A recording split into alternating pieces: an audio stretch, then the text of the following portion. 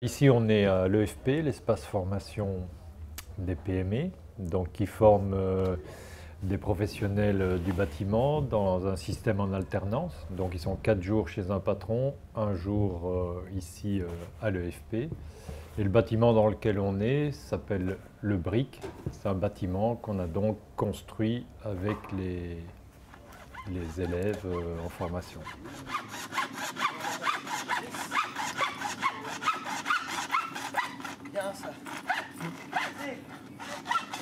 C'est un projet qui s'étend sur 4 ans avec 3 bâtiments successifs à partir des mêmes matériaux. Donc on construit un premier bâtiment, on le démonte complètement, on fait un inventaire des matériaux. Les architectes travaillent sur un projet en étant déjà au courant de ce qu'on a comme matériaux. On construit un deuxième bâtiment qu'on redémonte et ensuite on fait le troisième.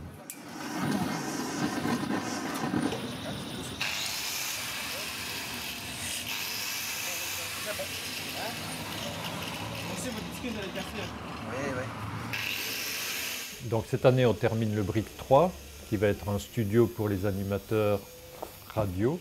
On espère pouvoir le faire fonctionner pendant toute l'année scolaire prochaine et ensuite sa destination c'est d'être démonté et les matériaux réutilisés sur un autre projet qui est encore en gestation. Voilà. Impeccable. Peut-être l'en dire plus. Il y a déjà un tube ici à mettre dedans?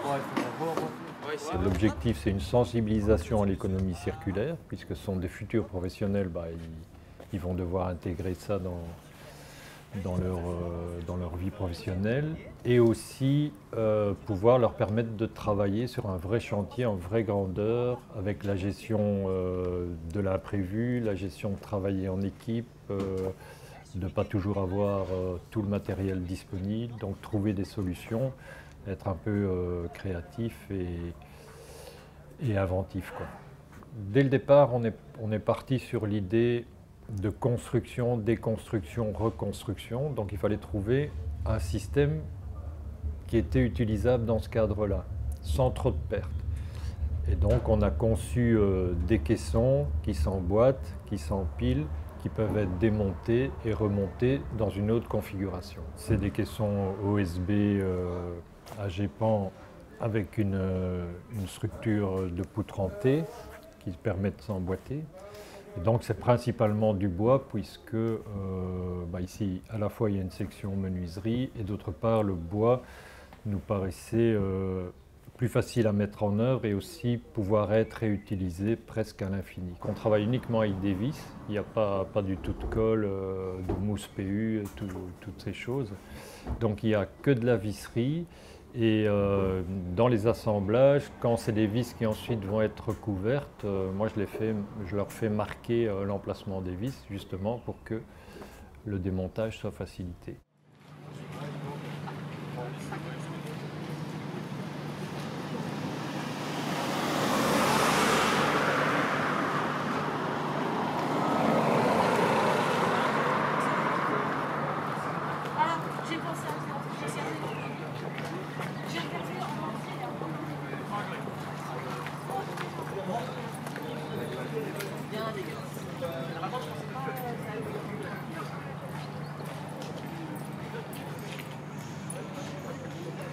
Avec le bureau d'architecture carbone, on a débarqué dans le cadre du BRIC 2. Donc après la construction du BRIC 1, l'EFP a lancé un petit concours à l'attention des architectes qui visait à choisir une équipe pour les accompagner pour le BRIC 2 et le BRIC 3. Et donc l'enjeu pour nous, il est le même que pour tout autre projet. Il a été de d'abord bien comprendre comment le BRIC 1 avait été pensé, comment il avait été construit, et donc de s'approprier les différents éléments. Et donc ce travail a permis d'identifier toute une série d'éléments qui avaient permis de construire. On a les caissons dont on a déjà parlé, on a les colonnes bois qui étaient déjà là dans le premier brick et qu'on a adapté, qu'on a fait un petit peu évoluer pour les rendre plus flexibles. Il y a les enduits d'argile, les briques d'argile, et tout ce qui est menuiserie extérieure. Les châssis étaient des éléments à part entière du brick, vu qu'ils avaient été dimensionnés pour entrer dans la largeur d'un caisson. Et nous, on a un peu détourné ce travail pour justement pouvoir avoir d'autres types d'ouverture dans le projet et montrer comment on pouvait, tout en réutilisant des châssis, créer une architecture qui nous paraissait plus intéressante. Et alors, dernier élément, il y a tout ce qui a été réalisé pour le bardage aussi, qui avait été mis en œuvre sous forme de panneaux pour le brick 1. Et puis après, il y a eu toute une réflexion sur la valorisation de ces panneaux en le coupant une fois pour le mettre en œuvre sous la forme de bardeaux et puis en le recoupant une troisième fois pour le mettre en œuvre sous forme d'écailles.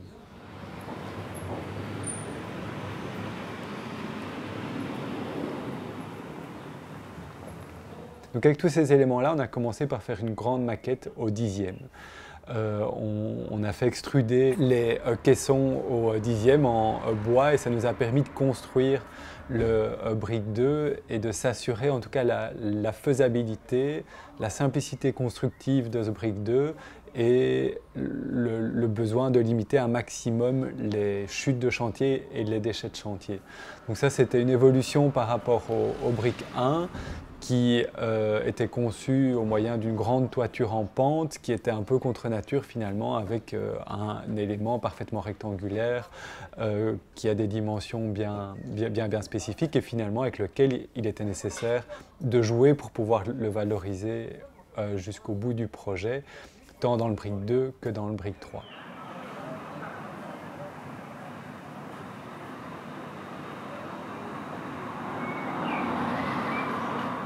Il a confirmé des intuitions. Et les intuitions, elles sont liées à la simplicité de mise en œuvre qu'on valorise au maximum dans notre pratique d'architecte, qui vise à développer des bâtiments qui sont très low-tech. Et c'est de me rendre compte qu'au plus on va vers des bâtiments low-tech, au plus... Enfin, quand je dis low-tech, c'est aussi low-tech dans les systèmes constructifs qui sont mis en œuvre et dans les matériaux qui sont mis en œuvre. Au plus, on permet à ces bâtiments d'avoir une seconde vie en pouvant être démontés et en utilisant des matériaux qui vont pouvoir être remaniés, découpés, transformés beaucoup plus facilement que si c'était des matériaux ou des éléments qui atteignent un degré de complexité qui finalement rend leur utilisation plus complexe dans un nouveau bâtiment. Le bois, d'ici 20 ans, ça va être une denrée de luxe. Ben, ça nous amène à devoir concevoir des bâtiments qui sont de plus en plus frugaux en termes de matière et à limiter vachement la construction. Bah oui, attends, le sable, dans 20 ans, il n'y en a plus non plus. J'avais remis une candidature pour être prof à Saint-Luc et j'avais fait toute ma lettre de motivation justement sur le fait qu'il faut former les architectes à ne plus construire.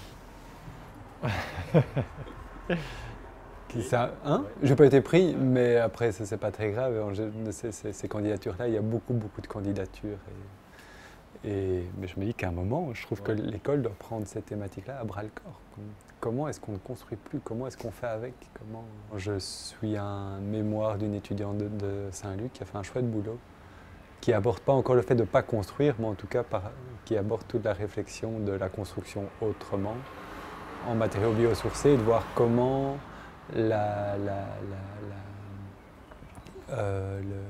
l'agriculture urbaine peut être un moteur à l'éco-construction et à la sensibilisation des habitants, pour qu'ils soient à même de se réapproprier des savoirs qu'ils ont perdus. Pas le brûler, hein, faut bouger, tu bouges pas assez là. Tu bouges pas assez là. Allez, bouge ton coude, tourne ton coude, tourne-le. Faut pas que ça prenne, voilà. Et alors fais des petits coups comme ça, des petits coups. Tu as formé ton coude. Regarde, tu as formé. La chaleur. Nous, ce qu'on a pu remarquer, c'est que par exemple, principalement pour le bois, puisque ça c'est plus mon domaine, tout ce qui est massif est pratiquement utilisable à l'infini. Là, les chutes de chevrons, on va les déligner pour en faire un bardage intérieur. Quand les bouts sont abîmés, ben on recoupe et on peut réutiliser. Par contre, tout ce qui est panneau type OSB AGPAN vieillit beaucoup plus mal, quoi. Donc tout ce qui est bois massif, là, il n'y a aucun problème. Tout ce qui est argile, ça c'est un produit assez magique puisqu'il y a eu un enduit lors du premier brick qui a été gratté, remalaxé, réhumidifié et réenduit pour le brick 2. Les caissons, ils ont été insufflés au moyen de cellulose. Donc la cellulose, c'est du papier recyclé. Après l'insufflation, au moment du démontage, la cellulose a dû être aspirée. Donc autant l'insufflation se fait de façon très aisée, autant l'aspiration, elle, est un petit peu plus complexe, ce qui a amené à multiplier les trous dans les caissons pour pouvoir aspirer la cellulose et un maximum d'isolant dans de bonnes conditions. Donc ça, c'était peut-être un petit peu un point un peu plus complexe dans la réalisation. Par contre, la fibre de bois en panneau, tant qu'elle n'a pas pris l'humidité, normalement, sauf accident, il ne peut pas y avoir d'entrée d'eau.